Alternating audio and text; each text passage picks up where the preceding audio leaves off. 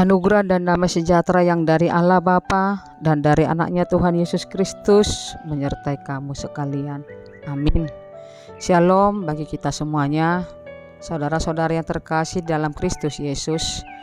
Firman Tuhan yang menyapa kita pada hari ini tertulis dari Imamat pasal 19 ayat 15. Beginilah firman Tuhan. Janganlah kamu berbuat curang dalam peradilan. Janganlah engkau membela orang kecil dengan tidak sewajarnya, dan janganlah engkau terpengaruh oleh orang-orang besar, tetapi engkau harus mengadili orang sesamamu dengan kebenaran. Di bahasa Batak di dok songonon. Dang jadi papiolomu uhum di paruhuman, dang jadi hamu marnida-nida bohi, palea halak na pogos, pasangap halak na sangap, ikon marhite sian hati goran uhumommu donganmu. Demikianlah firman Tuhan. Saudara-saudara yang terkasih dalam Kristus Yesus, kita sering mendengar istilah hukum tumpul ke atas dan tajam ke bawah. Istilah ini sangat dikenal baik di dalam kehidupan kita sehari-hari, terutama di negara kita ini. Seringkali kita mendengar istilah tersebut ketika mendapat berita tentang penegakan hukum. Istilah ini memang terdengar sangat lumrah dan telah menjadi rahasia umum. Hal ini muncul sebagai salah satu bentuk kritik terhadap penegakan hukum lantaran sering ditemukan kasus mengenai ketimpangan putusan sidang untuk rakyat kalangan bawah dengan kalangan atas. Hukum tumpul ke atas dan tajam ke bawah ini memiliki makna bahwa pada kenyataan yang terjadi di negara ini, keadilan lebih tajam dalam menghukum masyarakat kelas bawah dibandingkan masyarakat kelas atas atau pejabat tinggi. Kenyataan ini juga sering diparodikan menjadi sebuah lagu oleh beberapa musisi di Indonesia. Firman Tuhan ini juga menyapa kita pada hari ini sebagai bentuk kritikan kepada pelaksanaan hukum yang terjadi di tengah-tengah bangsa Israel. Firman ini mengingatkan kita semua supaya bagaimana kita melaksanakan hukum di negara ini, bagaimana kita melaksanakan keadilan di negara ini. Karena di dalam perjanjian lama, istilah keadilan dimaksudkan supaya melakukan kebenaran dan menerapkan hukum yang sesuai dengan firman Tuhan.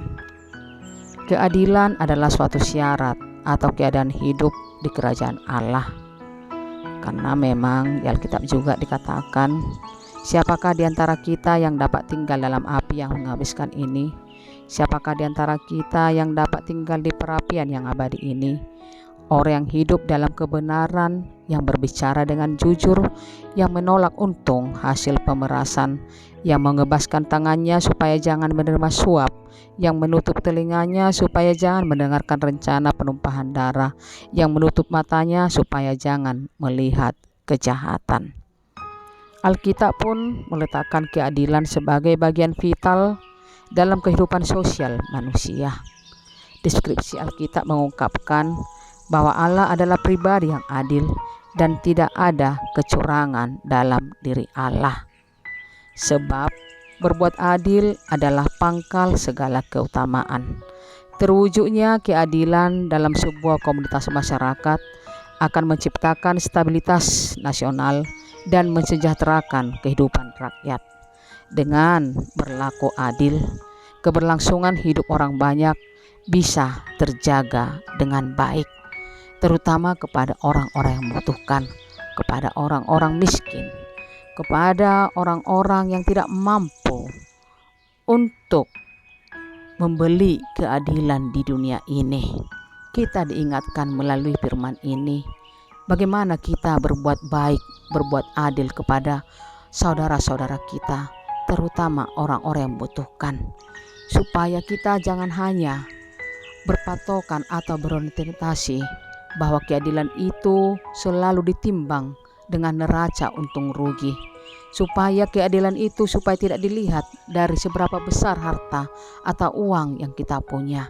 Tetapi firman Tuhan menginginkan kita supaya apapun yang kita lakukan di dunia ini sesuai dengan hak dari orang yang menerimanya. Karena Tuhan menciptakan manusia ini sama, tidak ada yang berbeda. Tuhan tidak pernah melihat muka, tapi manusia yang sering melihat muka dan selalu mempertimbangkan melakukan kebaikan atau keadilan dari untung rugi. Karena itu, saudaraku yang kekasih, mari sekarang kita belajar untuk melakukan keadilan sesuai dengan firman Tuhan, sesuai dengan apa yang Tuhan inginkan, supaya kita beroleh damai sejahtera, supaya kita beroleh berkat yang luar biasa dari Tuhan. Karena keadilan itu hanya milik Tuhan. Kita tidak layak menghukum orang lain. Kita tidak layak melakukan penghakiman kepada orang lain. Kita tidak layak untuk menilai keadilan sesuai dengan materi yang ada di dunia ini.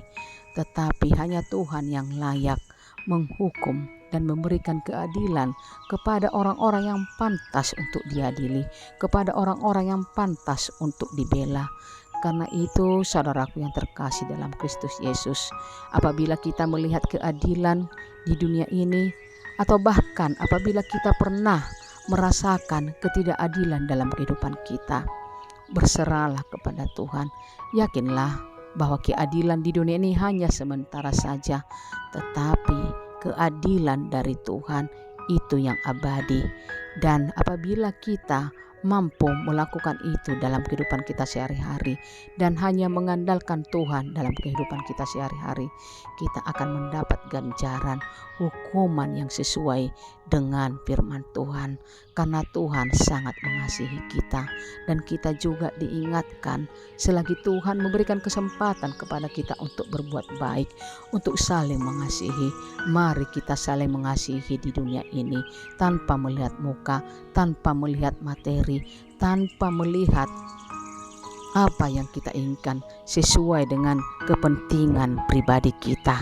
Karena keadilan itu adalah selalu menjaga lisan terhadap orang lain seperti tidak mengejek teman. Keadilan itu adalah menghindari tingkah laku yang menyakiti orang lain. Keadilan itu adalah tidak mengambil keputusan atas kepentingan pribadi.